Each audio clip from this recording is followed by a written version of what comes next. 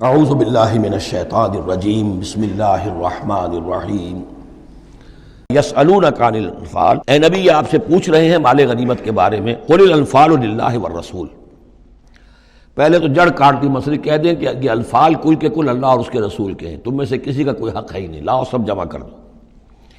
یہ فتح جو ہے تمہارے ہاتھوں نہیں آئی ہے، یہ اللہ کی خصوصی مدد سے آئی ہے، لہذا کسی کا کوئی حق نہیں۔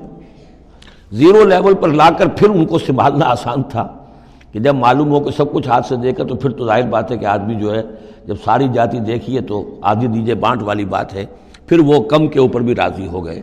لیکن پہلا مسئلہ یہی تھا، قل الانفال للہ والرسول واتقوا اللہ، اللہ کا تقوی اختیار کرو، واصلحوا ذات بینکم، اور اپنے آپس کے معاملات کو درست کرو، واطیعوا اللہ ورسولہ، اور اللہ اس کے رسول کی اطاعت کرو، ان کنتم مؤمنین، اگر تم مومن ہو۔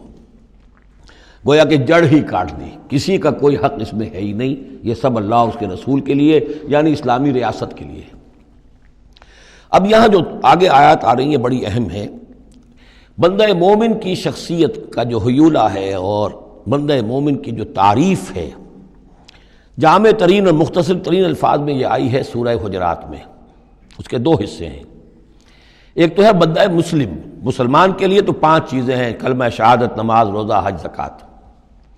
لیکن حقیقی مومن کے لیے اس میں 2 اضافی چیزیں شامل کرنی پڑیں گی۔ وہ کیا ہیں؟ دلی یقین اور عملی جہاد۔ بندہ مومن کی شخصیت کے اندر یہ 2 رخ اور ہونے چاہیے۔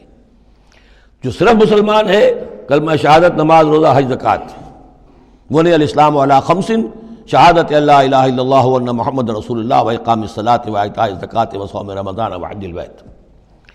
لیکن مومن، انما المؤمنون الذین آمنوا باللہ ورسولہ ثم لم یرتابوا، یقین والا ایمان، دل میں ایمان، وجاہدوا باموالہم وانفسہم فی سبیل اللہ، اور جہاد کریں اپنی جان اور مال کے ساتھ اللہ کی راہ میں۔ اب یہاں یوں سمجھیے کہ سورہ حجرات کی اس آیت نمبر 15 میں جو ڈیفینیشن آئی ہے، جیسے پرکار ہوتی ہے، پرکار کو کھول دیا۔ ایک حصے کی کیفیات کو یہاں اس سورہ انفال کے شروع میں لے آئے ہیں، اور دوسری جہاد والی کیفیات کو سورہ انفال کے آخر میں لے آئے ہیں۔ تو یہ پرکار یہاں کھلی ہوئی ہے اس ڈیفینیشن کی۔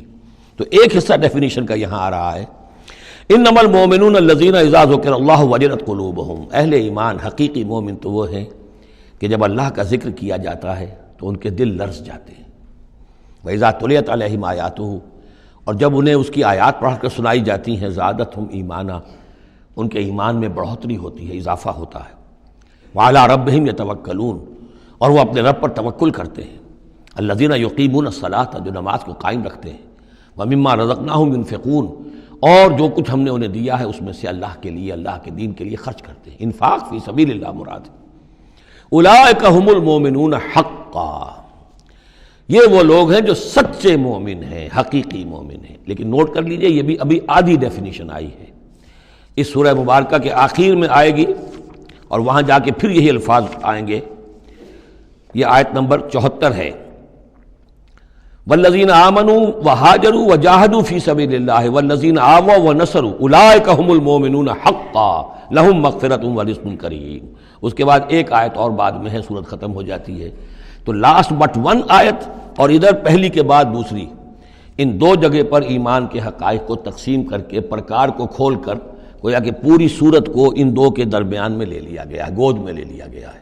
ایمان کی ڈیفینیشن کے یہ 2 حصے جو ہیں ان کی گود میں۔ صدق اللہ العظیم۔